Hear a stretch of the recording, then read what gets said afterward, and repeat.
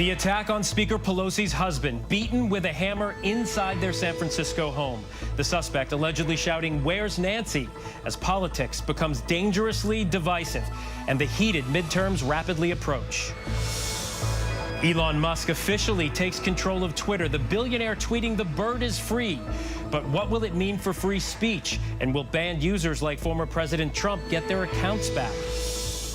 Breaking the case, a person of interest reportedly in custody in an unsolved double murder that made national headlines. 2 young girls killed on an Indiana hiking trail more than 5 years ago.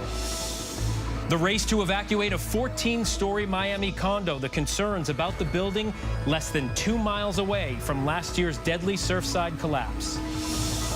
A celebrity split, Super Bowl hero Tom Brady and supermodel Gisele announcing their marriage is over. Affirmative action, with the Supreme Court set to consider the policy. A closer look now at 2 universities, one that considers race in admissions, the other one that doesn't, and 2 brothers navigating the complex campus debate. I think there's questions surrounding it, whether it's a genuine intention or whether it's just, we got to meet the quotas. And Slutty Vegan.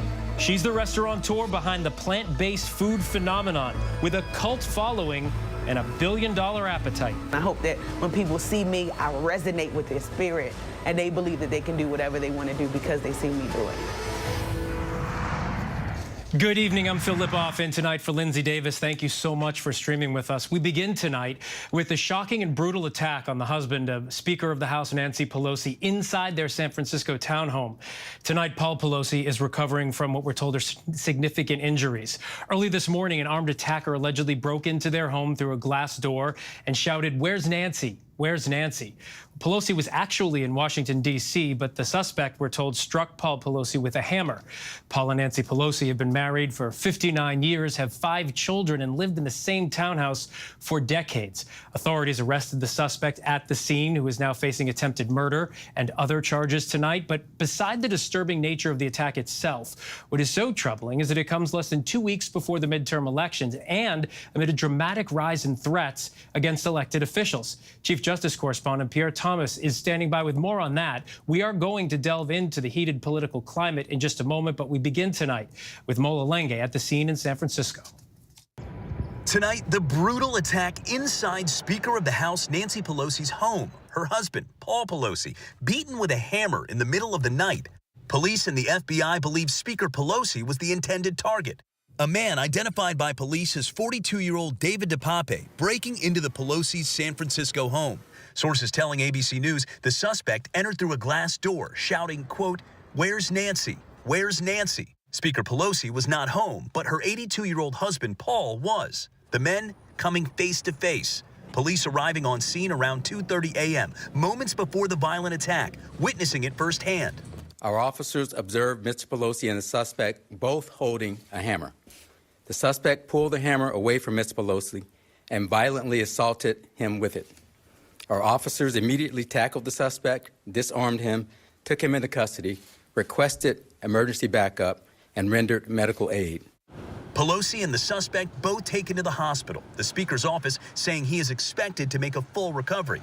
The alleged attacker facing multiple charges, including attempted homicide, burglary, and assault with a deadly weapon. The suspect's online social media pages show multiple false conspiracy theories relating to COVID-19, the 2020 election, and the federal government. A heavy law enforcement presence at the home as San Francisco Police, Capitol Police, and the FBI are now jointly investigating. Authorities still trying to determine a motive. The White House saying the president and Nancy Pelosi spoke over the phone, and the president is praying for Paul Pelosi and for Speaker Pelosi's whole family. Lawmakers from both parties immediately condemning the attack. Senate Minority Leader Mitch McConnell tweeting he is horrified and disgusted and grateful to hear Paul is on track to make a full recovery. The suspect's alleged call for Pelosi chillingly similar to the chants during the January 6th attack on the Capitol. Nancy! Oh, Nancy! Bring her out here!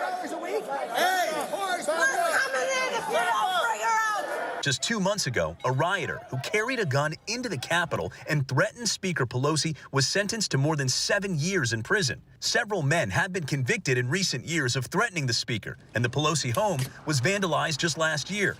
With just 11 days until midterm elections, the attack comes as threats of violence against lawmakers is at an all-time high. Capitol Police investigating some 9,600 cases of concerning statements and threats just last year, more than doubling since 2017.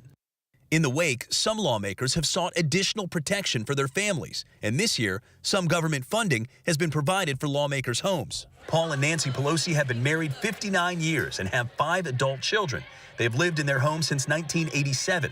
The Pelosi family and the district attorney tonight praising the police response.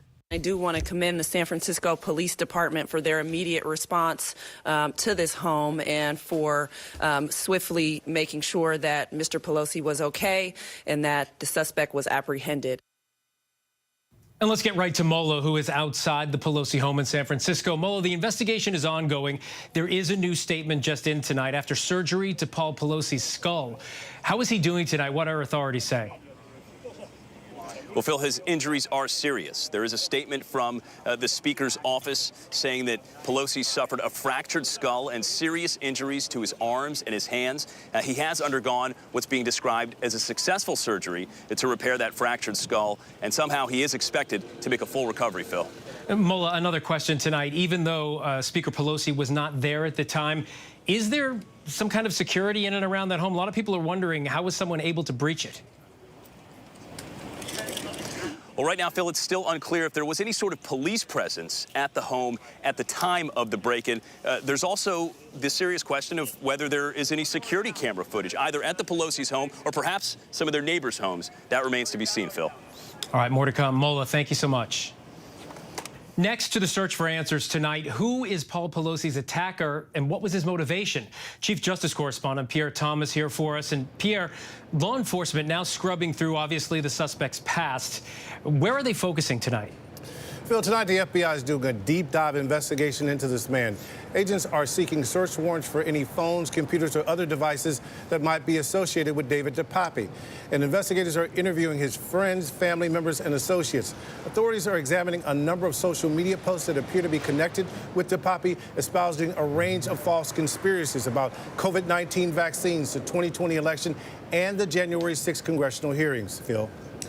And Pierre, this case is now among the thousands of threats to elected officials. This is obviously more than a threat that are under investigation right now. What are officials warning tonight in the wake of this attack?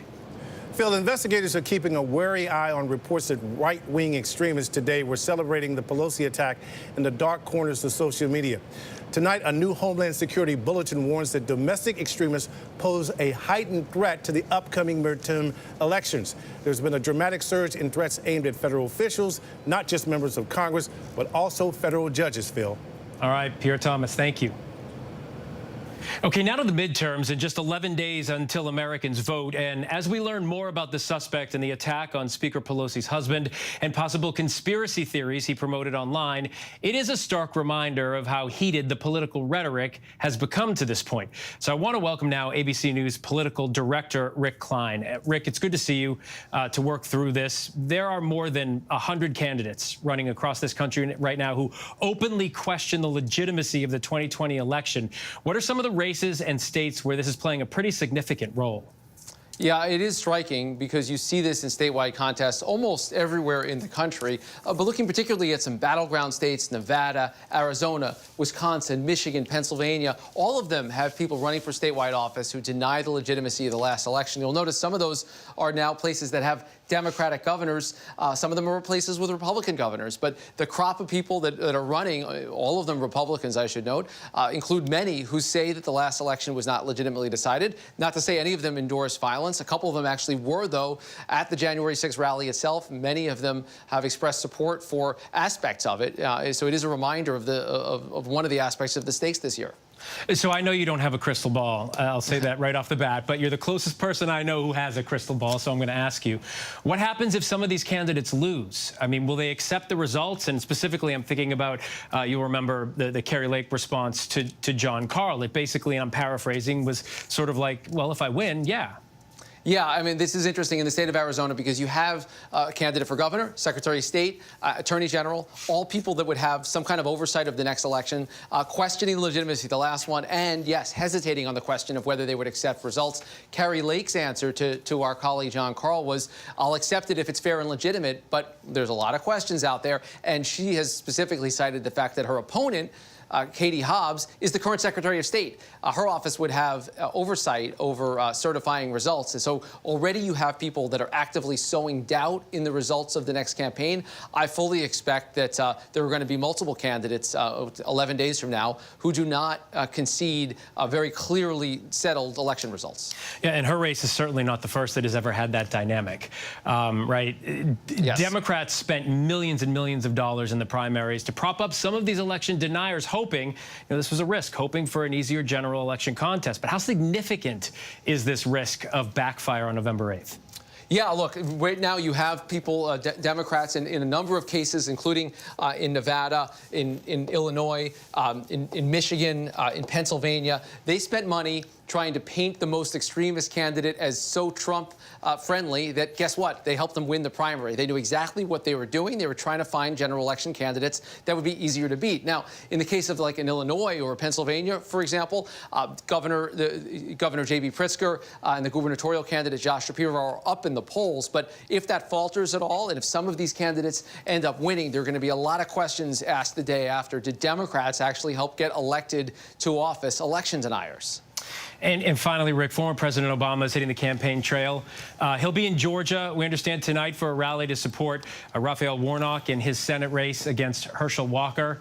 Much talked about Senate race, and also governor candidate Stacey Abrams. With President Biden's approval rating, I'm curious where it is. Do you think there's something that former President Obama can do for Democrats that President Biden can't? Yeah, look, where his approval rating is not good in Georgia or almost anywhere that's a battleground. But take a look at the map that Raphael Warnock was able to ride to victory just 2 years ago, won by about 90,000 votes. And the way he did it was by racking up really big margins here in the Atlanta suburbs, including right there in Clayton County. That is where the former president is going to be appearing today. And look, that's a 90-10 Democratic county outside of Atlanta. Those are the places where both Raphael Warnock and Stacey Abrams know you've got to rack up big victories. You've got to motivate, particularly the African-American vote, if you've got a chance. There may be no one on the planet better situated to do that than former President Obama. A lot to think about, a lot to look at for this coming election. Rick Klein, we thank you for taking us through it. Nobody does it better. Appreciate it. Hey, thanks so much.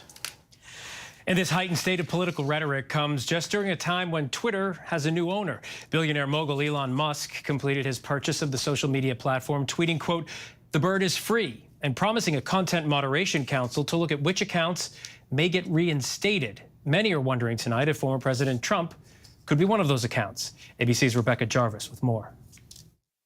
Tonight, with the level of potentially dangerous political rhetoric higher than ever, a new leader of Twitter.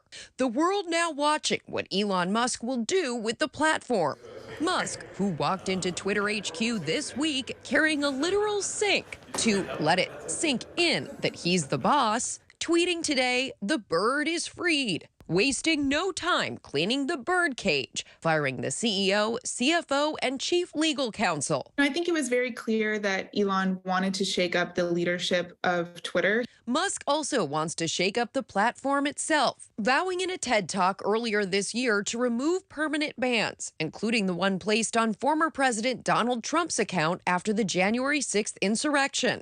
Trump has insisted he has no interest in coming back to the platform since he has his own, Truth Social. But he congratulated Musk, writing, "I am very happy that Twitter is now in sane hands." But not everyone is happy. Advertisers have been worried about their brands appearing next to controversial tweets. Ads are Twitter's main source of revenue. Before officially taking over, Musk trying to allay those fears. Tweeting, "Twitter obviously cannot become a free-for-all hellscape where anything can be said with no consequences." Rebecca Jarvis joins us now. And Rebecca, this headline comes as there are worries about how heated the rhetoric has become in this country. We heard Elon Musk there, or at least we saw the tweet at the end of your story. Has he signaled in any other way that he's taking any kind of measured approach at moderating what's on this platform? Well, at this point, Phil, it's mixed signals. On the one hand, Musk says that he's forming a content moderation council of wildly diverse viewpoints before he makes any big decisions like bringing back banned accounts. On the other hand, he also tweeted tonight that anyone suspended for minor or dubious reasons will have their accounts restored. He said a lot in the past about what he plans to do, Phil. Things get very different when you're actually in command and control of the company, and that's where he is now. Phil? Yep, and now we start looking at the definition of dubious, in his opinion. Rebecca Jarvis, thanks so much. Yes.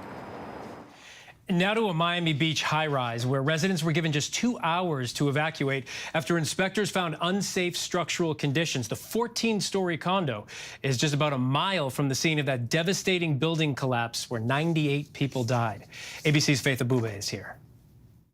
Tonight, this 14-story Miami Beach condo tower cleared out after officials deemed it structurally unsafe and ordered residents to leave immediately. I didn't think it'd get to a point where, like, hey, we might have to go. Residents warned on Wednesday about the possibility of an evacuation at the 164-unit Port Royale, but given only 2 hours to gather their belongings a day later, dozens scrambling. In a letter obtained by ABC News, engineers noting damage to one of the main beams in the parking garage, adding, quote, "We believe this beam and the other beams located in the third-floor garage might support the entire building structure." Tonight, resident Mirage Marquez sharing these images of what he says shows extensive damage. Marquez, who says he worked in the construction business for 20 years as a general contractor, telling me this. I took photos. I tried to convince the board and to start taking action, but they had the building engineering. It was very hard to work with this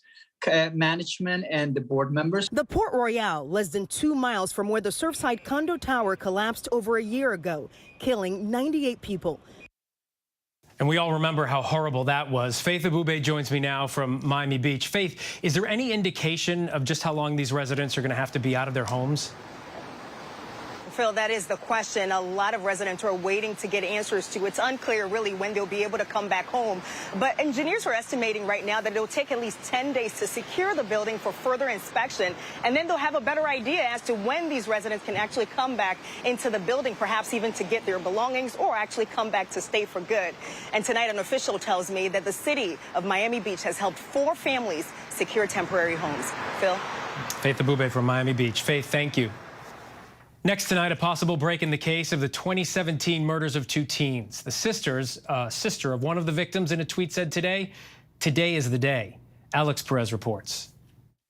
5 years after the murders of 2 teenage girls in Delphi, Indiana, an apparent break in the case. Police reportedly making an arrest. Sources tell our Indianapolis affiliate WRTV that a local man allegedly matching a description of the suspect is in custody tonight. ABC has not independently confirmed an arrest. The bodies of 14-year-old Libby German and 13-year-old Abigail Williams were found on Valentine's Day in 2017 after they disappeared while hiking on this trail. When Libby's phone was recovered from the scene, police found a grainy image of their suspect, along with this chilling recording thought to be his voice. Investigators have said from the beginning the suspect could be a member of the community. The difference now between now and day one is we know about you. A lot about you. Should he be afraid? Should he be afraid? 100% yes. Today could be the day. Tonight, the sister of Libby German tweeting, "Just know how grateful I am for all of you," saying the family will have more to say on Monday. Alex Perez joins us now. Alex, when is the next time we can expect an announcement here? Yeah, Phil, we heard from authorities. They have scheduled a news conference on Monday at 10 a.m. That's federal and local authorities. The girls' family members say they will be there. Many who have been following this case will be watching closely. Phil? I bet. Alex Perez, thank you. Turning now to the war in Ukraine, Russia says its partial mobilization of reservists is now complete, and Ukraine's counteroffensive is facing increasingly tough fight, with the U.S. announcing another round of military aid as well. ABC's Tom Sufi-Burge in Ukraine with the details. Tonight, with Russia claiming to have met its goal of mobilizing 300,000 more men, Ukrainian forces facing a brutal fight. Trench warfare, with Russia pounding Ukrainian positions in the east and in the south. Vadim saying his unit faces constant shelling day and night. And Ukraine's youngest lawmaker, Sviatoslav Yurash, just back from what he described as hellish combat out east, telling us that Ukraine's military is taking significant losses. The reality is dire, that the fact that we are facing an onslaught, and again, we are seeing casualties mount up. Tonight, the US announcing an additional $275 million to buy more than 100 Humvees and to replenish Ukraine's ammunition stocks, taking total US support for Ukraine to more than $18 billion. And Tom Sufi-Burridge joins me now from Kyiv. Tom, Russia continues to attack Ukraine's energy infrastructure. It seems relentless. How is this impacting the country? Phil, a senior Ukrainian official tonight saying the energy network and grid in Ukraine remains in a critical condition. There are rolling blackouts in several regions. Normally, the capital would be lit up behind me. The mayor of Kyiv, Vitaly Klitschko, saying new air defense systems are already operating in the Kyiv region. That provides some hope that repair work can be carried out so power plants can get back online. Phil? And you've been reporting on the Ukrainians' key counteroffensive in the south, trying to retake the city of Kherson. What's the latest there, Tom? Well, Phil, a few weeks ago, the Ukrainians grabbed a significant amount of territory west of Kherson city, but the Ukrainians' progress in the south has slowed. The rainy season making it hard for vehicles is a factor. But indications are that Ukrainian forces in the south are now facing a tough fight. Ukraine's defense minister telling me they are fighting for every inch of territory right now. It's a war of attrition, not a lightning offensive. Phil? Tom Sufi-Burridge from Kyiv tonight. Thank you. Now to a major celebrity headline. Super Bowl champ Tom Brady and supermodel Gisele Bündchen announcing their divorce after 13 years of marriage. The decision follows months of speculation about the quarterback's ability to balance football and family. Here's ABC's Trevor Ault. Tonight, superstar quarterback Tom Brady and supermodel Gisele Bündchen announcing after 13 years together they've finalized their divorce. Brady posting to social media, quote, "We arrived at this decision amicably and with gratitude for the time we spent together." And Bündchen writing, "The decision to end a marriage is never easy, but we have grown apart." Bündchen had previously been outspoken about her concern over how football would impact Brady's health. That kind of aggression, like all the time, that could not be healthy for you, right? And I'm planning on having him be healthy and do a lot of fun things when we're like 100, I hope. In February, Brady announced he was retiring from the sport, saying he was going to spend more time with his wife and children, only to change his mind 40 days later. But even football has become tumultuous for Brady. With his team off to the worst start of his career, there's been speculation he might leave the NFL mid-season. There's no immediate retirement in my future. And I told him in March I was playing, and I've never quit on anything in my life. And Phil, there's so far been no details released as to how the couple's assets may be split. Both Brady and Bündchen are estimated to be worth hundreds of millions of dollars. Phil? All right, Trevor, thank you. And when we come back, the horrifying moments when gunfire erupts during a funeral. And we've all seen the disturbing headlines about rainbow fentanyl. It has some parents very concerned about Halloween safety when so many are preparing now to trick or treat. We're going to take a look at what some families are doing to stay safe. But coming up, next week, the Supreme Court will take on affirmative action. It's one of our nation's most polarizing issues. We're going to take a look at two universities, one that uses affirmative action and the other that doesn't. And we're going to track two brothers as well to explore the policy's real-world impacts. Stay with us.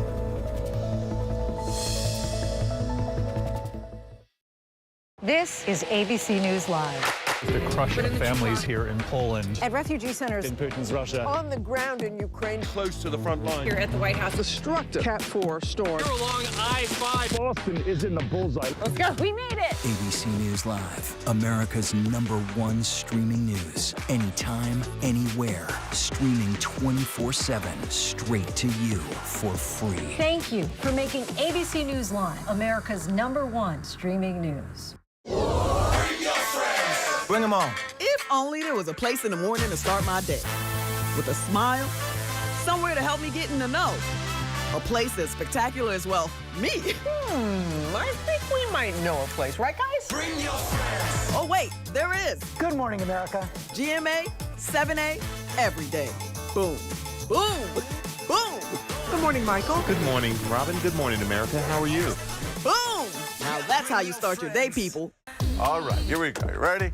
Let's do it. Yes, it's the show America wants and America needs right now. This is What Would You Do? Let's go. How are you? Yes. So what will you be watching Saturdays on ABC News Live? What would you do? Hey, I guess I just found out. The What Would You Do Marathon, 12 to 6 Eastern, every Saturday on ABC News Live. My favorite show. Elizabeth Holmes found guilty on 4 counts of fraud, facing the possibility of decades in prison. Now we take you inside the courtroom and behind the scenes. The Dropout, Elizabeth Holmes on trial. Listen wherever you get your podcasts. So, what's good to read? And we mean really good to read right now. Well, that's where Charlie and Kate Gibson can help. Join us for the new podcast series. It is called The Bookcase with Kate and Charlie. We will make sure you love what you read. Listen wherever you get your podcasts.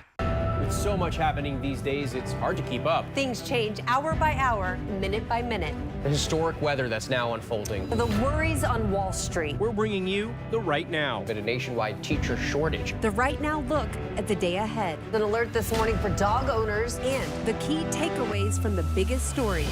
World News Now and America This Morning, America's #1 early morning news. Today does feel a little different. Early mornings on ABC News Live. As of today, in a big way, we have inaugurated abcnews.com. A lot has changed in our world since Peter made that announcement. But what hasn't changed is the commitment to groundbreaking reporting and innovation at abcnews.com. And here's to everything ahead. That smile, Matthew Perry. Now he's ready to tell the story behind that smile. Secrets kill people like me. You said that there were 6 friends, and one of them was sick. Yeah. Tonight at 8/7 Central on ABC. Welcome back. Police in Pittsburgh are investigating a shooting that took place outside a church while a funeral service was going on inside. According to authorities, at least 6 people were wounded, 1 critically. Witnesses say people inside that church were forced to duck for cover and that shots were fired from a vehicle. The funeral was for a 20-year-old who was fatally shot earlier this month.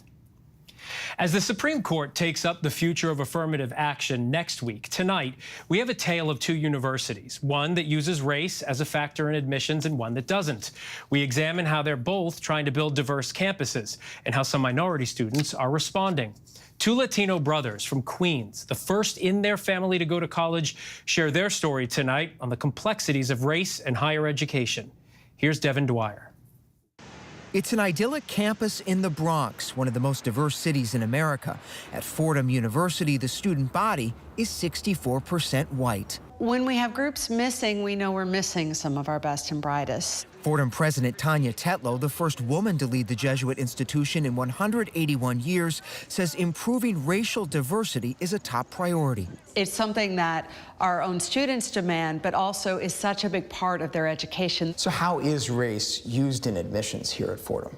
One of many factors. There's something very particular about growing up in this country, dealing with the ways that you were underestimated, the educational opportunities you're denied, that when a student comes to us having overcome all of that and succeeding in a way that means they belong at Fordham, we're even more eager for them to be here. And the idea that we're supposed to ignore that, I just don't understand. Fordham has been among the biggest defenders of affirmative action for decades. The school argues the policy is a moral imperative and a critical tool for building a diverse campus, which Tetlow says is now at risk. Is race-based affirmative action working at Fordham?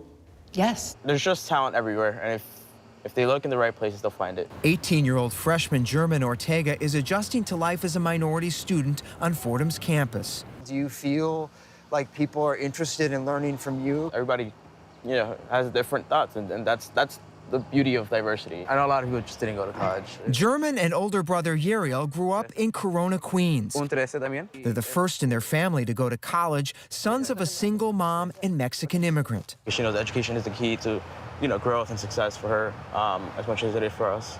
Applying to college was never a question for the brothers, but how they would get accepted and afford tuition posed big challenges. Many of the schools you mentioned consider race in the application process. Did you think about that when you were applying? Yeah, it was definitely on top of my head. The first factor was me not taking out debt. Yariel got a scholarship to Baruch College, where a typical student pays about $7,000 a year. German got a full ride to Fordham, where tuition is about 8 times higher at $56,000. It's sad that I got a full ride because I'm Hispanic, because they needed to give that. Yeah, because they needed to give that scholarship to Hispanic, and ironically, I was. But it's good for you. Oh, it's good for me, but it says a lot. I think there's questions surrounding it, whether it's a genuine intention or whether it's just we got to meet the quotas. I think it's reasonable for so many schools to consider race as one of many factors. Jake Moreno-Caplone is CEO of America Needs You, a nonprofit group that's helped thousands of first-generation college students get accepted and adjusted to life on campus. Psychologically, I do think that there can be a real impact on folks feeling like they only got into a school because of their race, because of their socioeconomic class. What is such a shame about that, all of the data shows us that it's much harder to get into, especially a selective institution, if you are black or brown, or if you are coming from a low-income background. Roughly 1 in 5 American colleges and universities use race as a factor in deciding which students to accept, but some say there may be better ways of doing it. So it's a tool to achieve the kind of campus diversity that we're talking about. But it's not only a tool. Baruch College President David Wu is the first Asian American to lead a school within the City University of New York. It's one of the most racially diverse campuses in America, with more than 70% students of color. But Baruch does not use race in the admissions process, instead targeting underserved communities much earlier in high school. By the time you get into the admission policy to diversify your student body, that's a little bit too late. Before all that happens, you need to put in the effort to build that pipeline. Wu says Yariel Ortega proves college is critical to social mobility. He's now an investment banker and primary breadwinner for his family of 5. Ortega says while the odds have historically been stacked against minorities in higher ed, he believes talent and hard work will always win. I come from poverty. I come from a low income family. That's true. There's a systematic issue, but in terms of should the pencil be on race, I really don't think so. Different institutions have different missions, but there is one thing that's in common, right? Which is education is very much part of this infrastructure for opportunity. Affirmative action was developed in the 1960s and 70s in part to ensure opportunity after decades of inequality and racism kept people of color on the margins of higher education.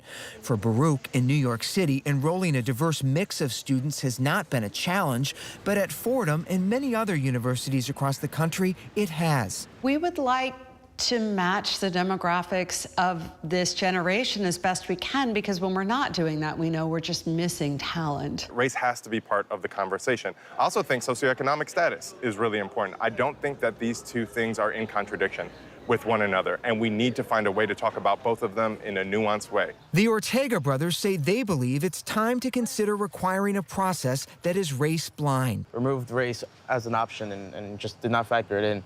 I can almost guarantee you that a lot of people like me would actually be making it into these schools, into whatever school it is. But Fordham's president says it's still a needed tool. What happens at Fordham if the Supreme Court says it's unconstitutional for any school, public or private, to consider race in their admissions? Then suddenly all of those kids who've overcome those incredible obstacles, we have to legally ignore that fact. Does it mean potentially fewer students of color coming to a school like Fordham?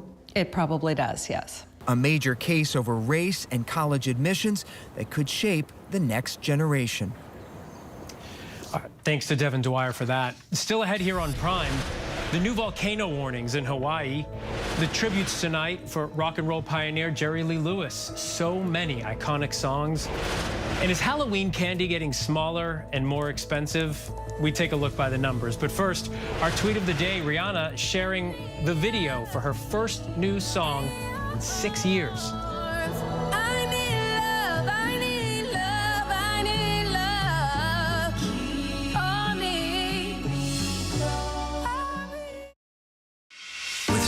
at stake, so much on the line, more Americans turn here than any other newscast. ABC News World News Tonight with David Muir, America's #1 most watched newscast across all of television.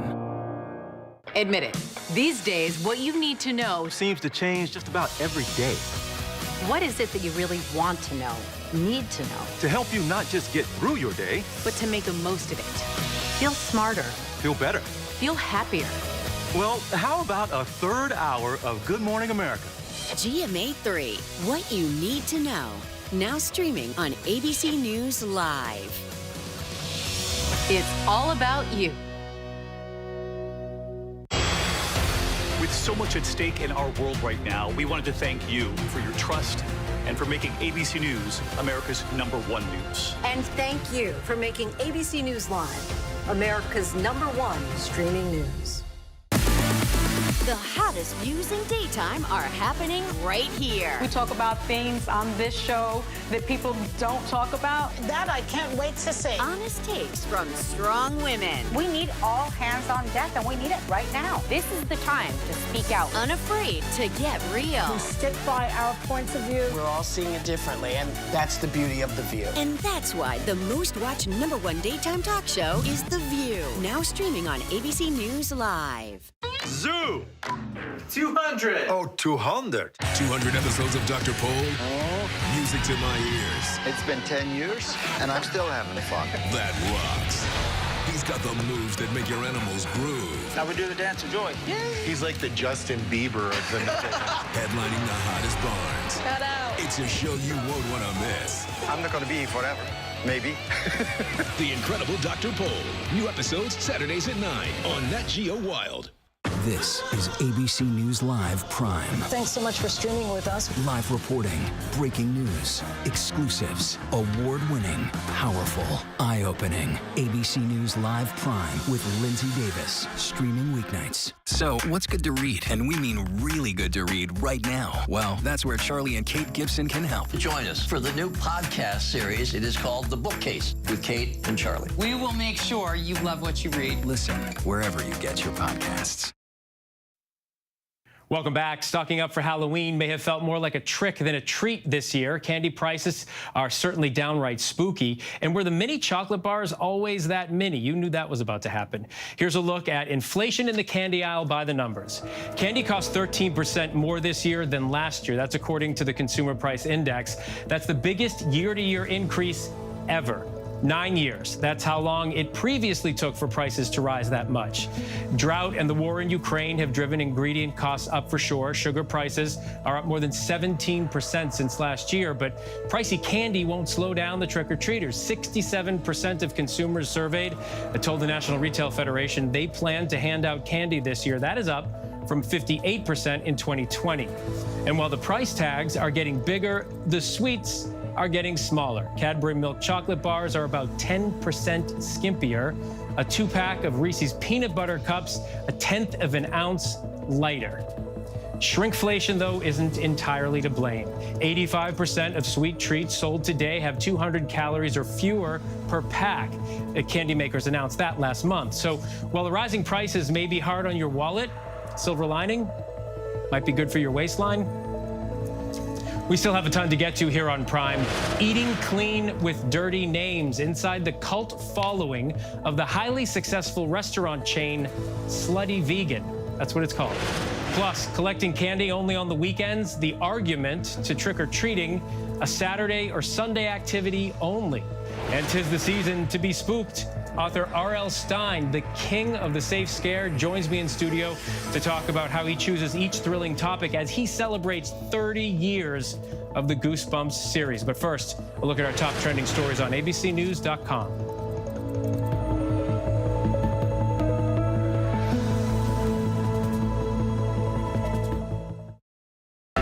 so much happening these days, it's hard to keep up. Things change hour by hour, minute by minute. The historic weather that's now unfolding. The worries on Wall Street. We're bringing you the right now. But a nationwide teacher shortage. The right now look at the day ahead. An alert this morning for dog owners. And the key takeaways from the biggest stories. World News Now and America This Morning, America's #1 early morning news. Today does feel a little different. Early mornings on ABC News Live. Admit it. These days, what you need to know seems to change just about every day. What is it that you really want to know, need to know? To help you not just get through your day, but to make the most of it. Feel smarter. Feel better. Feel happier. Well, how about a third hour of Good Morning America? GMA 3, what you need to know. Now streaming on ABC News Live. It's all about you. The hottest views in daytime are happening right here. We talk about things on this show that people don't talk about. That I can't wait to see. Honest takes from strong women. We need all hands on deck, and we need it right now. This is the time to speak out. Unafraid to get real. We stick by our points of view. We're all seeing it differently, and that's the beauty of The View. And that's why the most watched #1 daytime talk show is The View. Now streaming on ABC News Live. Elizabeth Holmes found guilty on 4 counts of fraud, facing the possibility of decades in prison. Now, we take you inside the courtroom and behind the scenes. The Dropout, Elizabeth Holmes on Trial. Listen wherever you get your podcasts. Now streaming on ABC News Live 2020. True crime, cinematic, real-life drama, stunning, the unthinkable. Follow the clues. The Hunt. True crime 2020. Now streaming on ABC News Live. All right, here we go. You ready? Let's do it. Yes, it's the show America wants and America needs right now. This is What Would You Do? Let's go. How are you? Yes. So what will you be watching Saturdays on ABC News Live? What would you do? Hey, I guess I just found out. The What Would You Do Marathon, 12 to 6 Eastern, every Saturday on ABC News Live. My favorite show.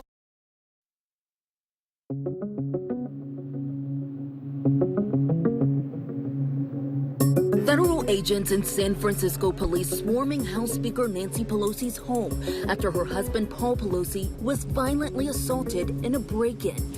The call coming in just before 2:30 a.m. local time for a priority well-being check. Police say when they got there, both the suspect and 82-year-old Paul Pelosi were struggling over a hammer. Then the man pulled the hammer away and started hitting him with it. Police say that suspect is 42-year-old David DePapi. Sources telling ABC News he allegedly broke into the home by shattering a sliding glass door with a hammer. Police are still investigating a motive, but sources telling ABC News the break-in appears to be targeted and that the suspect was apparently looking for the House Speaker, shouting, "Where's Nancy?" before going after her husband. Back in Washington, support pouring in. The White House releasing a statement saying President Biden spoke with Speaker Pelosi Friday morning to express his support after the horrible attack. And Senate Minority Leader Mitch McConnell tweeting that he's horrified and disgusted by the attack, adding grateful to hear that Paul is on track to make a full recovery. Police in Broken Arrow, Oklahoma say they are investigating a fatal home fire Thursday as a murder-suicide. Officials report 2 adults and 6 children, ages 1 to 13, were found dead in the home outside of Tulsa. Officials said the causes of the deaths and the fire were still under investigation, but it didn't appear that any of the victims died from the fire. The victims have not yet been identified. Singer Jerry Lee Lewis has died. The pioneer of rock is known for his piano-pounding hits, including Whole Lotta Shakin' Going On. He has a dozen gold records in both rock and country, and he won 4 Grammy Awards. However, his popularity suffered after he married his 13-year-old first cousin removed. She later filed for divorce, citing alleged abuse. In 1986, Lewis was inducted into the Rock and Roll Hall of Fame as part of its inaugural class. Lewis was 87 years old. Authorities in Hawaii say the Mauna Loa volcano is sending signals that it may erupt. Officials said the eruption isn't imminent, but they're warning residents to be on alert after a spike in earthquakes at the summit of the world's largest active volcano. Community meetings are being held to advise Big Island residents on how to prepare for that day, including having go bags ready. The volcano last erupted in 1984 and is currently in its longest quiet period since written records have been kept. Baseball's World Series has arrived, with the Houston Astros and Philadelphia Phillies squaring off for the title. It's certainly an unlikely matchup. The Astros finished atop the American League with 106 wins and are now playing in their second straight World Series and fourth in the last 6 seasons. Meanwhile, the Phillies recovered from a rough start to the season to squeeze it to the final spot in the National League playoffs, their first appearance in the postseason since 2011. The first 2 games of the best-of-7 series are played in Houston before moving to Philadelphia for up to 3 games. The Astros would then host a game 6 and 7 if necessary. What would you do with hundreds of millions of dollars? Americans will have the chance to find out for themselves during Saturday's Powerball drawing. No one has won the jackpot since the beginning of August, meaning the prize has now swelled to an estimated $825 million, the 5th largest jackpot in U.S. history. Of course, if you win and opt for a cash payout, you won't get all $825 million, but you can still get up to a very respectable $410.2 million. That is respectable. With Halloween coming up this weekend, some parents are worried specifically about their safety this year. It could mean big changes for trick-or-treaters. ABC's Andrea Fujii with the story. A new push to make trick-or-treating for weekends only. We want to make sure that all kids can participate, that it's safe for all kids.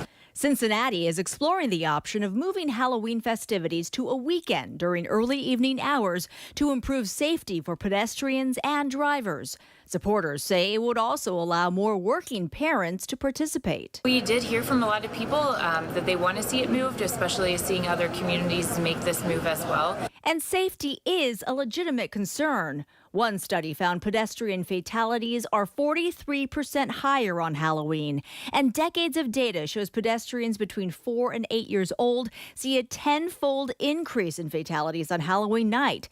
People in Cincinnati aren't the first to consider this idea. In 1999, the editor of the Farmer's Almanac pushed for moving Halloween to Saturday. If you do it on Saturday, it kind of eliminates the traffic, the business traffic. People don't leave work early to go home, get their costumes, get their children out. And the Halloween and Costume Association launched a petition to establish a national trick-or-treat day on the last Saturday of October, saying it would promote safety. About 160,000 people have signed the petition. Back in Cincinnati, opponents say moving Halloween is not the answer. We want utmost safety, but I think we need to do other things to facilitate that specific day and time in which kids actually want to go trick-or-treating instead of the weekend before. Andrea, thank you. Chicken head, big dog, and dance hall queen. Those are just some of the menu items that we can safely say on TV from Slutty Vegan. What started as a food truck is now a multi-million-dollar brand with billion-dollar dreams. Our business reporter Alexis Christopher has stopped by a new Brooklyn location and sat down with the brain behind it all. I bring you in with a raunchy name, but then you realize that we are a business around community.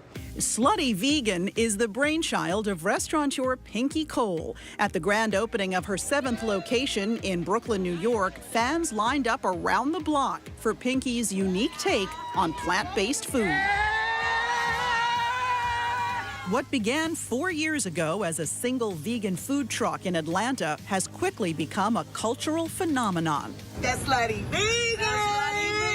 Each new restaurant location strategically chosen. When I look for locations, they have to check one of these boxes. Either be in a vegan food desert, be in a food desert, not so attractive to developers, or right in the heart of gentrification.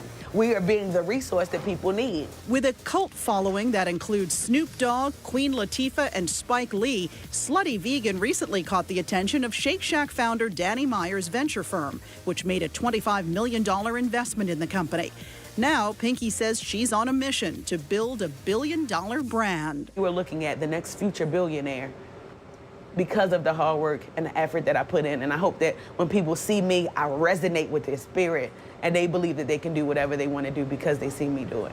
If Pinky Cole seems to be everywhere, that's because she is. From magazine covers and cookbooks to plant-based ad campaigns and her own Steve Madden sneaker, Cole is reinventing vegan food culture with menu items like Fussy Hussy burgers and Skinny Dipper fried pickles. There's like an evangelical feel to your restaurant and to what you do here. And when you walk through the door of this church, we're gonna laugh with you. We're gonna jump and play with you. The music is booming, the vibe is high. Everything that you're looking for is right here at this place of business. Raised by a single mother in Baltimore, Maryland, Pinky found her inspiration. The day that I was born, my father was being sentenced to prison. He ended up serving 22 years in prison. So I grew up in a household with a mother who was a workaholic. Maybe that's where I get it from. Focused on paying it forward, Pinky says it's not just about the food, it's about community. When they laugh at that idea that you had, go build that business and come back and make them work for you. Find aspiration in the losses. After giving this year's commencement speech at her alma mater of Clark Atlanta University, Pinky gifted each of the 834 graduates their own limited liability company, allowing many of them who took her up on it to start their own business. I'm all about giving back and bringing people up as I climb. I'm confident that there are going to be some $1 million businesses created outside of what I did. Her Pinky Cole Foundation working to lift up Black and brown communities, handing out fresh fruits and vegetables to underserved neighborhoods, paying rent for struggling businesses, and purchasing life insurance for young Black men. It's really a way to bridge that generational wealth gap for people who want opportunities, who look like me, and who just want to rise above the status quo. Teaching the next generation about entrepreneurship by example. Advice for other people looking to do what you're doing, and advice on brand building. You have to be a disruptor. If you are not a disruptor, then you can't play in this game. That's that big boy, one sloppy toppy and fussy hussy. Slutty Vegan scaling now, Harlem World coming soon. With the Slutty Vegan brand now valued at $100 million, Pinky is crafting a legacy, one vegan burger at a time. All right, Alexis, thank you for that. Halloween weekend is upon us, and it wouldn't be a spooky season without maybe curling up with a book by the king of safe scares, R.L. Stine. The prolific author is celebrating 30 years, if you can believe it, of thrills and chills with his best-selling horror series, Goosebumps, a series that has sold nearly 500 million copies in dozens of languages and has spawned both TV and movie adaptations. After delivering stories to generations of kids and tweens, Stine isn't slowing down at all. The latest Goosebumps entry, Slappy Beware, just came out last month. So the legend himself joins us here in studio today with so many people in this building excited to meet R.L. Stine. Thank you so much. You're too kind, I think. Well, I knew you're too kind. After talking to you, I figured that interview may be a little much. The introduction may be a little much for you. No, I can take it. All right, but it's all true. In fact, if you could do it again, I'd really appreciate it. All right, sure. hang on. The legend himself. You know, we were just talking a little bit, and I said just, you know, off the cuff that you're really funny in sitting here and talking to you. I try. Well, you said you'd rather be funny than scary? Always. That's all I ever wanted to be, was funny. When you never set out? planned to be scary. It was not that someone else asked me to be scary. That's the embarrassing part of it. How did that happen? It wasn't even my idea. Whose idea was it? I was doing joke books and funny books. I wrote Bazooka Joe comics. I was doing funny stuff. And this editor at Scholastic, we had lunch with her, and she arrived at lunch angry. She said she just had a fight with a guy who wrote young adult horror novels. And she said, well, you could write a good teen horror novel. Go home and write a book called Blind Date. She gave me the title. I didn't know what she was talking about. What's a teen horror novel? Right. I said, oh, sure, no problem, no problem. I went running to the bookstore to see what people were doing, what it was about. I wrote this book, Blind Date. It's a #1 bestseller. So, wait a minute, forget the funny stuff. That's right. Maybe there's something here. Maybe I'm going to be scary from now on. Goosebumps is the second most popular series to Harry Potter. I mean, that's a huge thing. Did you ever anticipate when you began? I know you say it wasn't what you meant to do. It. Right. You know. And how could you plan this? I didn't want to do Goosebumps. That's the kind of businessman I am. My editor said, we got to try a scary series for 7 to 11-year-olds. I said, no, I really don't want to. Because I was doing a teen series called Fear Street, and it was doing really well, and I didn't want to mess up the Fear Street audience. But they kept after me, and finally I said, all right, if we can think of a good name for the series, we can try 2 or 3. Wow. Now it's 30 years later. Do you get more ideas and better as you go on? No, much worse. Worse? No, it's so much harder. It's because you've already done this and everything. This. Right. And look, I have to write about this dummy that comes to life, Slappy the evil dummy, right? He's my favorite character, my least favorite character. Why? My favorite because everyone loves him. And this Halloween, thousands of kids will go out as Slappy. Yeah. And that's a real thrill. My least favorite because who wants to write over and over again about a dummy that comes? I've written 15 books about a dummy that comes to life, and it gets harder every time. What's the most fulfilling part of, say, the last 30 years of doing what you do? You want a serious answer? Give me both, because I like your not serious answer. The fan mail is the best part. The mail is the best. Yep. Here's a letter I got a couple weeks ago. Okay. Dear R.L. Stine, I don't know if you remember me or not, but when you visited my school, I'm the one who stepped on your foot. That was it? Yeah, I do remember that kid. Now, I'll give you 2 more. Sure. Dear R.L. Stine, these are real, I'm not making it. Oh, I bet. Dear R.L. Stine, you're my second favorite author. That was the whole letter. No first. No. So now you still don't know who the first is. No. Okay. Total suspense. Here's my favorite letter. Maybe you've heard me tell this one. From all the years, from a boy. Dear R.L. Stine, I've read 40 of your books, and I think they're really boring. Really?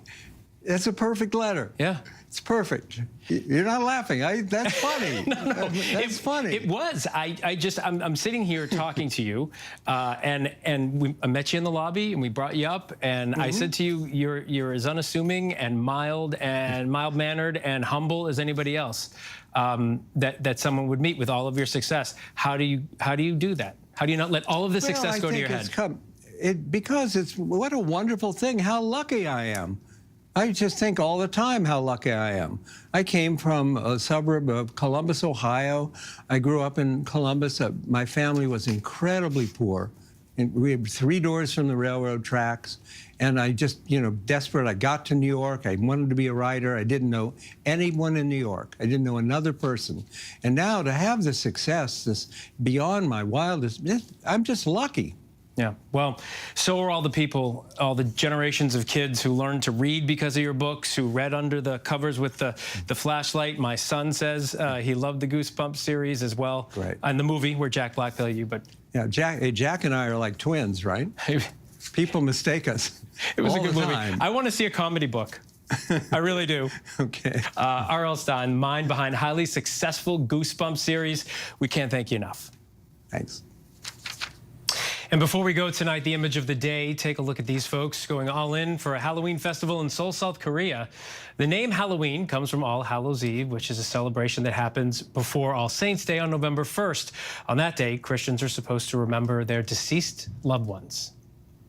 That's our show for this hour. Stay with ABC News Live for more context and analysis of the day's top stories. I'm Phil Lipoff. Thanks for streaming with us.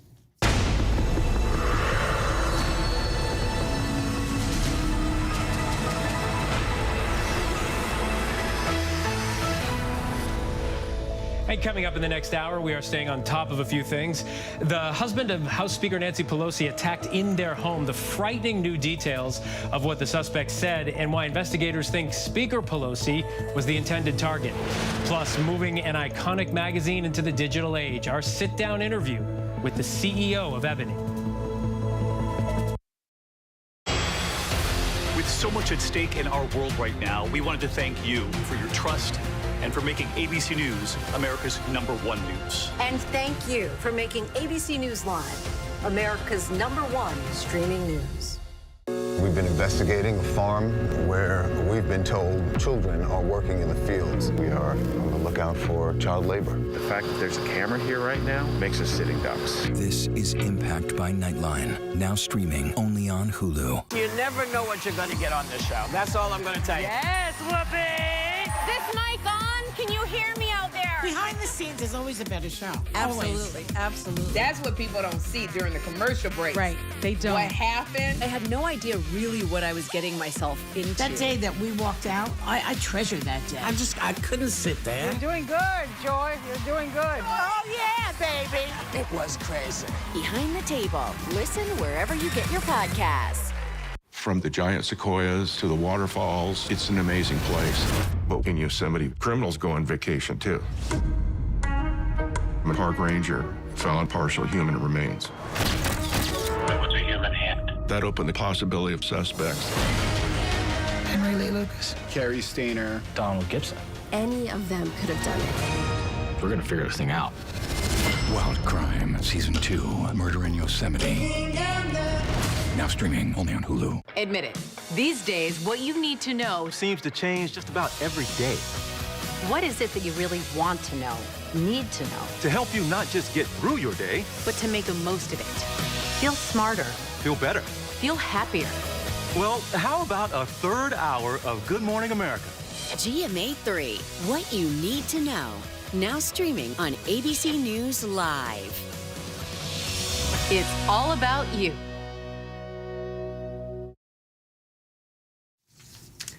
I'm Phil Lipoff. Thanks for streaming with us. We are monitoring several developments here at ABC News at this hour. Flu season is hitting the country early and hard. CDC statistics released today show hospitalizations for the flu at this point in the season are at the highest they've been in more than a decade.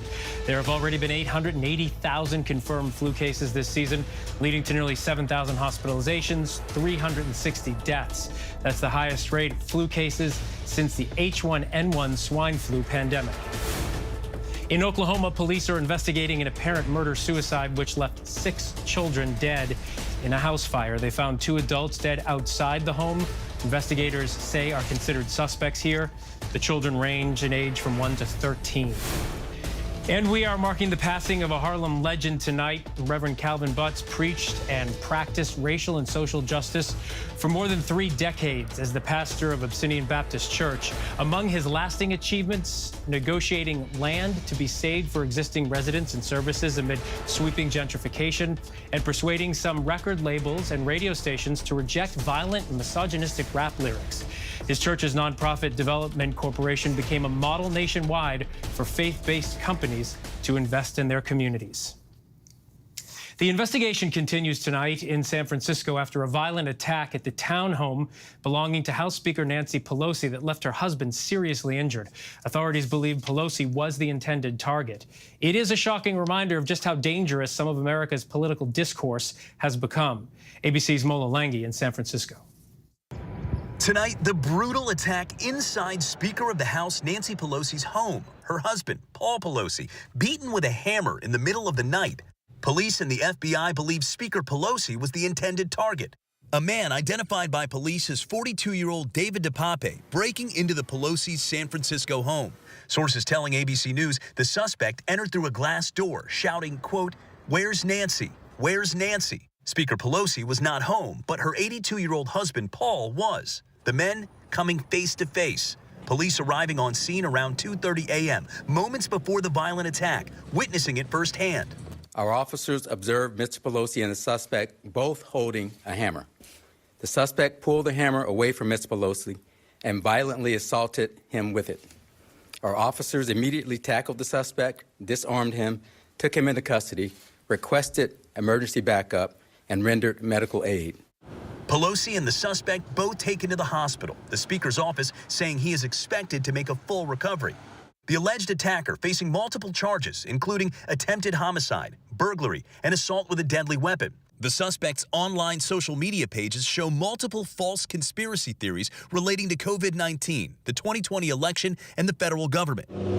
A heavy law enforcement presence at the home as San Francisco Police, Capitol Police, and the FBI are now jointly investigating. Authorities still trying to determine a motive. The White House saying the president and Nancy Pelosi spoke over the phone, and the president is praying for Paul Pelosi and for Speaker Pelosi's whole family. Lawmakers from both parties immediately condemning the attack. Senate Minority Leader Mitch McConnell tweeting he is horrified and disgusted and grateful to hear Paul is on track to make a full recovery. The suspect's alleged call for Pelosi chillingly similar to the chants during the January 6th attack on the Capitol. Nancy! Oh, Nancy! Bring her out here! We're coming in if you don't bring her out! Just 2 months ago, a rioter who carried a gun into the Capitol and threatened Speaker Pelosi was sentenced to more than 7 years in prison. Several men have been convicted in recent years of threatening the Speaker, and the Pelosi home was vandalized just last year. With just 11 days until midterm elections, the attack comes as threats of violence against lawmakers is at an all-time high. Capitol Police investigating some 9,600 cases of concerning statements and threats just last year, more than doubling since 2017. In the wake, some lawmakers have sought additional protection for their families, and this year, some government funding has been provided for lawmakers' homes. Paul and Nancy Pelosi have been married 59 years and have 5 adult children. They've lived in their home since 1987. The Pelosi family and the district attorney tonight praising the police response. I do want to commend the San Francisco Police Department for their immediate response to this home and for swiftly making sure that Mr. Pelosi was okay and that the suspect was apprehended. Molalenge, thank you. Next to the search for answers tonight, who is Paul Pelosi's attacker and what was his motivation? Chief Justice Correspondent Pierre Thomas here for us. And Pierre, law enforcement now scrubbing through, obviously, the suspect's past. Where are they focusing tonight? Phil, tonight the FBI is doing a deep dive investigation into this man. Agents are seeking search warrants for any phones, computers, or other devices that might be associated with David DePape. And investigators are interviewing his friends, family members, and associates. Authorities are examining a number of social media posts that appear to be connected with DePape, espousing a range of false conspiracies about COVID-19 vaccines, the 2020 election, and the January 6th congressional hearings. Phil. And Pierre, this case is now among the thousands of threats to elected officials. This is obviously more than a threat that are under investigation right now. What are officials warning tonight in the wake of this attack? Phil, investigators are keeping a wary eye on reports that right-wing extremists today were celebrating the Pelosi attack in the dark corners of social media. Tonight, a new Homeland Security bulletin warns that domestic extremists pose a heightened threat to the upcoming midterm elections. There's been a dramatic surge in threats aimed at federal officials, not just members of Congress, but also federal judges, Phil. All right, Pierre Thomas, thank you. So this heightened state of political rhetoric comes during a time when Twitter now has a new owner. Billionaire mogul Elon Musk completed his purchase of the social media platform, tweeting, quote, "The bird is free," and promising a content moderation council, he calls it, to look at which accounts may get reinstated. Many are wondering if tonight former President Trump could be one of those accounts. ABC's Rebecca Jarvis with more. Tonight, with the level of potentially dangerous political rhetoric higher than ever, a new leader of Twitter. The world now watching what Elon Musk will do with the platform. Musk, who walked into Twitter HQ this week carrying a literal sink to let it sink in that he's the boss, tweeting today, "The bird is freed," wasting no time cleaning the bird cage, firing the CEO, CFO, and chief legal counsel. I think it was very clear that Elon wanted to shake up the leadership of Twitter. Musk also wants to shake up the platform itself, vowing in a TED Talk earlier this year to remove permanent bans, including the one placed on former President Donald Trump's account after the January 6th insurrection. Trump has insisted he has no interest in coming back to the platform since he has his own, Truth Social. But he congratulated Musk, writing, "I am very happy that Twitter is now in sane hands." But not everyone is happy. Advertisers have been worried about their brands appearing next to controversial tweets. Ads are Twitter's main source of revenue. Before officially taking over, Musk trying to allay those fears. Tweeting, Twitter obviously cannot become a free-for-all hellscape where anything can be said with no consequences. Rebecca, thank you. And now to a major celebrity headline. Super Bowl champ Tom Brady and supermodel Gisele say their marriage has ended. The decision follows months of speculation about the quarterback's ability to balance football and family. Here's Trevor Ault. Tonight, superstar quarterback Tom Brady and supermodel Gisele Bündchen announcing after 13 years together they've finalized their divorce. Brady posting to social media, quote, "We arrived at this decision amicably and with gratitude for the time we spent together." And Bündchen writing, "The decision to end a marriage is never easy, but we have grown apart." Bündchen had previously been outspoken about her concern over how football would impact Brady's health. That kind of aggression, like all the time, that could not be healthy for you, right? And I'm planning on having him be healthy and do a lot of fun things when we're like 100, I hope. In February, Brady announced he was retiring from the sport, saying he was going to spend more time with his wife and children, only to change his mind 40 days later. But even football has become tumultuous for Brady. With his team off to the worst start of his career, there's been speculation he might leave the NFL mid-season. There's no immediate retirement in my future. And I told him in March I was playing, and I've never quit on anything in my life. All right, Trevor Ault, thank you. And celebrity divorce attorney Chris Melcher joins me now to take a closer look at what this may mean for both of these people. They're both worth millions of dollars, right? So good to have you first. Chris, I appreciate it. Are divorces like this, you know, first you have the celebrity, but you also have a ton of money that we're talking about here. Does it get really complicated because of the money? Well, Phil, it certainly is takes some time to go through all those assets, but in a way, these are the easiest cases to resolve because there is so much money. No one's going to go hungry in this case. It's reported that Gisele has more money than Tom, and so it's not. Neither are at risk of going hungry on this one. And of course, I would think you and everybody would agree more important than money is, of course, they have two children together. I'm wondering if Tom Brady's football travel schedule, since he's playing, could that be a potential liability if there is any kind of custody dispute here? Well, it sounds like they have worked out in their joint statements a way to co-parent. But it's very difficult when a parent has a job that takes them out of the household. And it's, you know, you can't do that hands-on parenting when you're gone so much. So they'll have to work around that. And most will accommodate by allowing more time when that parent is home and with the understanding that there's long periods when they're gone. So, you know, this is something that they've already worked through when they were together as a family. And I got to imagine they're going to continue doing so in a good way going forward. Yeah, and it seems like, as you point out, this is likely to be an amicable divorce. Both announced the divorce on their Twitter accounts.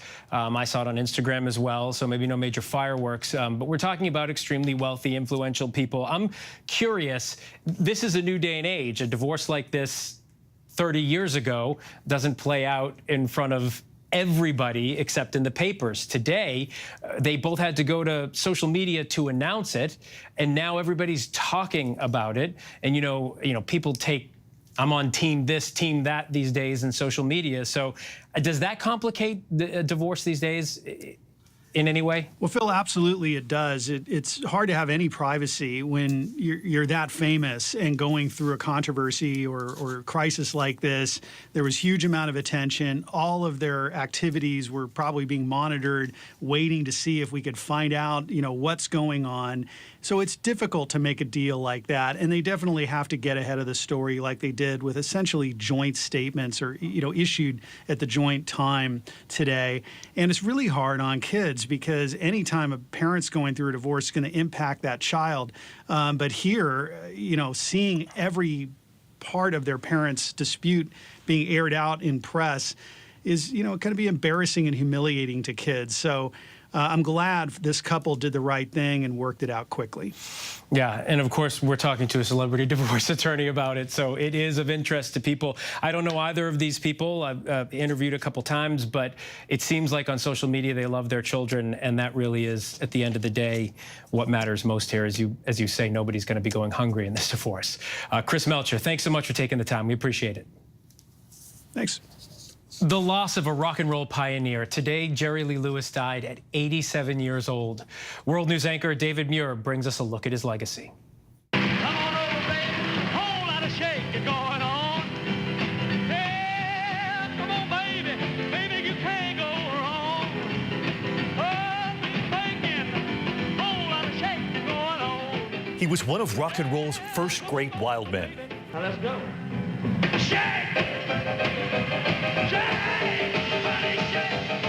With hits like Whole Lot of Shakin' going on and Great Balls of Fire.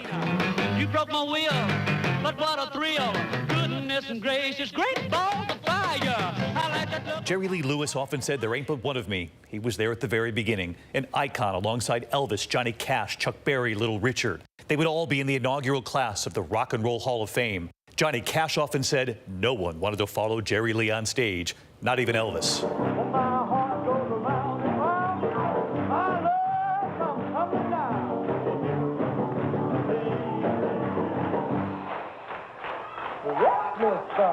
Born into poverty in Louisiana in 1935, teaching himself to play the piano. His father would mortgage the farm to buy the piano. I'm an old Louisiana boy from Faraday, Louisiana. Yeah. Mean as hell. Legendary for his music, his moves, and his controversial personal life.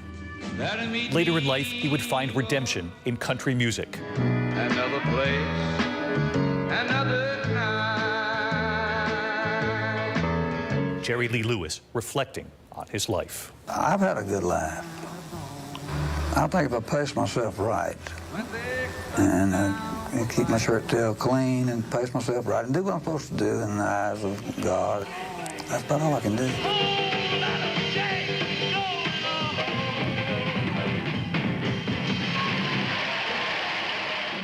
Our thanks to David Muir for that. Still to come tonight, the Prime Minister stranded in Antarctica tonight, and the TV star now turning heads as an activist and author. This is ABC News Live. The crush of families here in Poland. At refugee centers in Putin's Russia. on the ground in Ukraine. Close to the front line. Here at the White House. Destructive Cat 4 storm. Here along I-5. Boston is in the bullseye. Let's go. We made it. ABC News Live, America's #1 streaming news. Anytime, anywhere. Streaming 24/7, straight to you for free. Thank you for making ABC News Live America's #1 streaming news. Bring them on. If only there was a place in the morning to start my day. With a smile, somewhere to help me get in the know. A place as spectacular as, well, me. I think we might know a place, right, guys? Bring your friends. Oh, wait, there is. Good morning, America. GMA, 7A, every day. Boom, boom, boom. Good morning, Michael. Good morning, Robin. Good morning, America. How are you? Boom. Now that's how you start your day, people. All right, here we go. You ready? Let's do it. Yes, it's the show America wants and America needs right now. This is What Would You Do? Let's go. How are you? Yes. So what will you be watching Saturdays on ABC News Live? What would you do? Hey, I guess I just found out. The What Would You Do Marathon, 12 to 6 Eastern, every Saturday on ABC News Live. My favorite show. As of today, in a big way, we have inaugurated abcnews.com. A lot has changed in our world since Peter made that announcement. But what hasn't changed is the commitment to groundbreaking reporting and innovation at abcnews.com. And here's to everything ahead. Now streaming on ABC News Live 2020. True crime, cinematic, real-life drama, stunning, the unthinkable. Follow the clues. The Hunt. True crime 2020. Now streaming on ABC News Live. We're tracking several headlines around the world right now. Torrential rain ahead of an approaching tropical storm set off flash floods and landslides in the southern Philippines, killing at least 42 people. Many more reported missing or trapped. Rescuers are racing against the clock now to evacuate survivors. The storm is expected to make landfall overnight. Brazilians heading to the polls on Sunday to vote in a presidential election that is testing the world's fourth largest democracy and could have a critical impact on the fight against climate change. Far-right incumbent President Jair Bolsonaro is facing a tough fight from leftist former President Luiz Inácio da Silva, also known as Lula. Currently, all major polls have da Silva in the lead, but Bolsonaro has been gaining some ground. New Zealand Prime Minister Jacinda Ardern is stranded in Antarctica. She arrived yesterday for a rare trip to the icy continent to witness the effects of climate change firsthand. She was due to leave today, but her plane had a mechanical failure. So an Italian aircraft has been dispatched to rescue the Prime Minister and her party.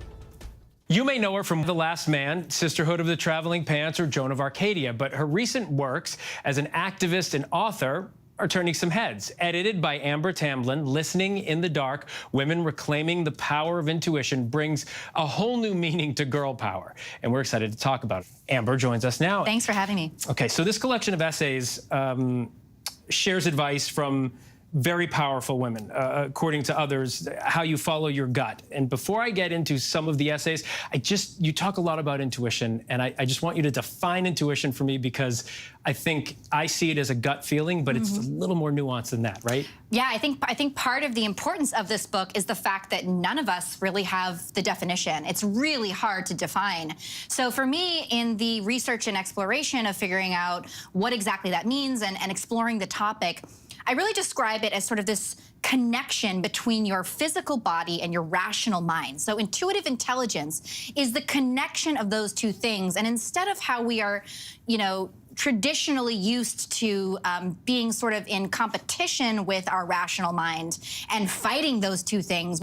The world is still reacting, of course, to the overturning of Roe v. Wade, and we have an election coming up where it's on the ballot for a lot of folks in this country. Why do you think it was necessary? Why did you feel it was necessary to create a record of sorts of these testimonies? I could have never imagined that this book was going to come out right after the overturning of Roe v. Wade, during a time in a world where we are living, where women in Iran are being attacked and killed for speaking their basic human rights and talking about what they want for their own bodily autonomy. Same thing here in the States, where our highest government is telling us, we don't know what's right for our bodies. Trans people don't know what's right for their bodies. So we're in this huge, huge existential conversation about the physical self. And to me, what this does, this book really aims to resensitize us to that process. Part of it is the trust of ourselves, of saying, I'm tired of second-guessing myself. I'm tired of being told to be quiet, that my story doesn't matter, that my rights don't matter, that my body doesn't matter. This isn't your first time writing a call to action, and I have it here. In 2017, you wrote an op-ed in the New York Times during the Me Too movement, and you wrote, for women in America who come forward with stories of harassment, abuse, sexual assault, there are not two sides to every story, however noble that principle might be. So I'm curious, do you still feel that way now? I do still feel that way. I still think we have a long way to go. And by the way, when we're talking about like intuitive intelligence and the zeitgeist, that article is a great example, because that actually came out just before the Me Too movement had happened. It came out just before Jodi Kantor's reporting in the New York Times on Harvey Weinstein. It was a collective intuitive uprising. Women all over the world were feeling this way, were sensing that they needed to speak about their stories and about injustices that were happening in the workplace and in their personal lives. And so my hope is that this book just reinforms that and reinforces the notion that trusting ourselves is the greatest tool that we have in fighting against a world that doesn't trust us. I get being numb in this country and in this culture right now, but I am definitely making an argument with this book to feel again. That is something that we need to do. We need to come together in our communities and have a collective understanding of what it is we have to offer going forward.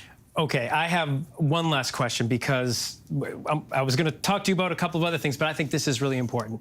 We saw rage in women with the Roe decision, but it wasn't just women.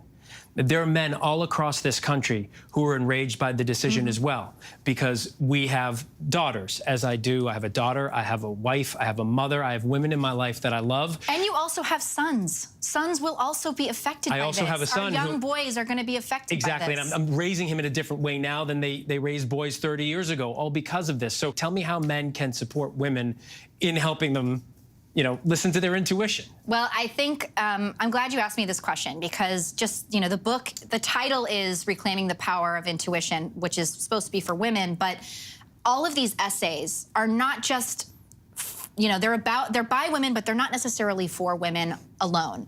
These are stories that are aiming to help us get more connected with our bodies and, frankly, to stop seeing the feminine as the enemy. Stop Stop seeing our softness, the qualities, the parts of us that are nonviolent, the parts of us that are in deep tune with nature, with the natural world. It's not a weakness, but that is, you know, I get tired of using the word patriarchy, but in a patriarchal world, that is what we are told should be our dominant presence. And to me, intuition, the thing that we feel, the voice inside that is leading us towards something we never knew we wanted or deserved, but that we do, is a huge part of this missing puzzle. It's so wonderful to have you here to talk through this. I really do appreciate it. Amber, thank you so much. You can purchase Listening in the Dark wherever books are sold. And still to come tonight, it's a legendary magazine focused on uplifting the Black community. Now, Ebony magazine is moving into a new all-digital world. Our sit-down with the magazine's CEO next. The hottest views in daytime are happening right here. We talk about things on this show that people don't talk about. That I can't wait to see. Honest takes from strong women. We need all hands on deck, and we need it right now. This is the time to speak out. Unafraid to get real. We stick by our points of view. We're all seeing it differently, and that's the beauty of The View. And that's why the most watched #1 daytime talk show is The View. Now streaming on ABC News Live. With so much at stake, so much on the line, more Americans turn here than any place else. ABC News World News Tonight with David Muir, America's #1 most watched newscast, now streaming on ABC News Live.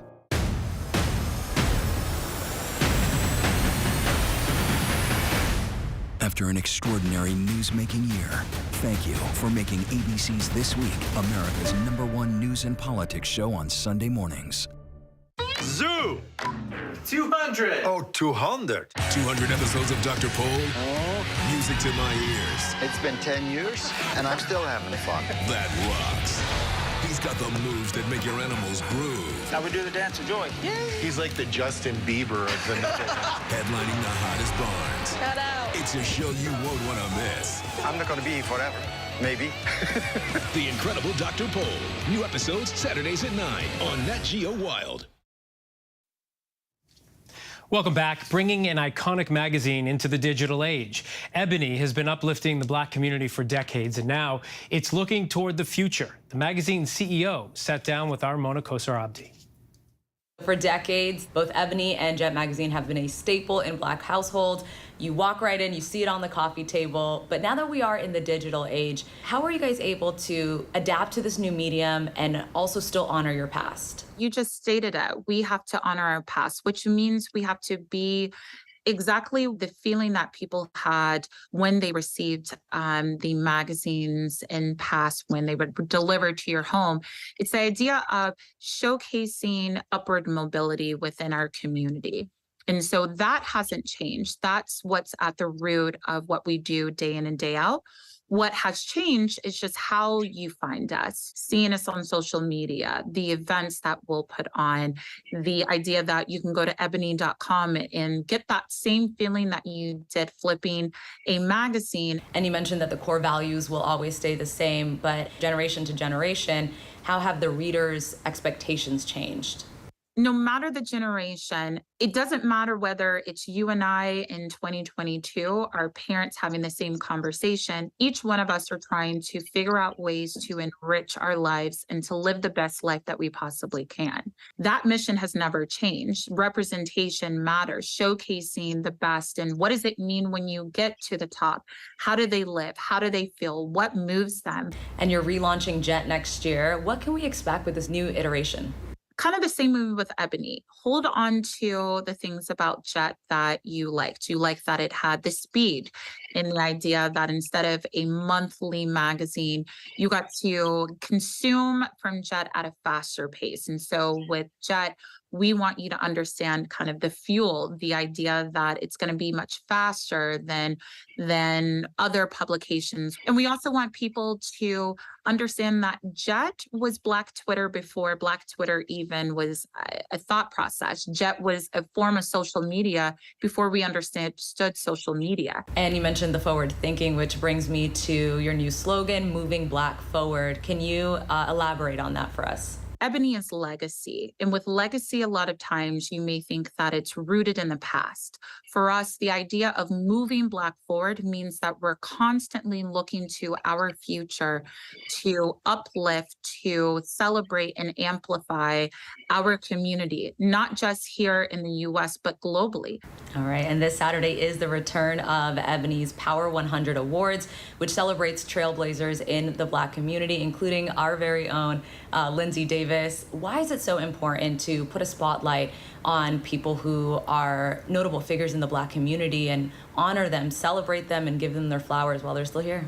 It's the idea that if they can do it for those that are going to be either in the audience or those that are going to be consuming the content that we put out, that we can accomplish more than what society normally wants to tell us to. And so we want to make sure Ebony Power 100 is that moment in not only our community, but the world that celebrates the best in various industries. Eden, thank you so much for your time. We appreciate it.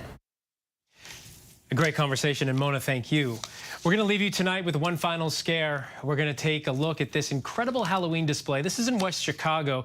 A 16-year-old high school student is the mastermind behind this.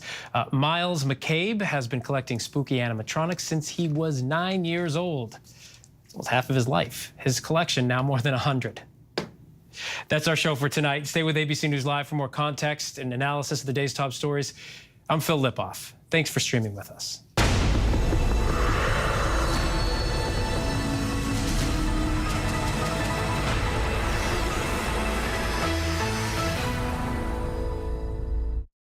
Admit it. These days, what you need to know seems to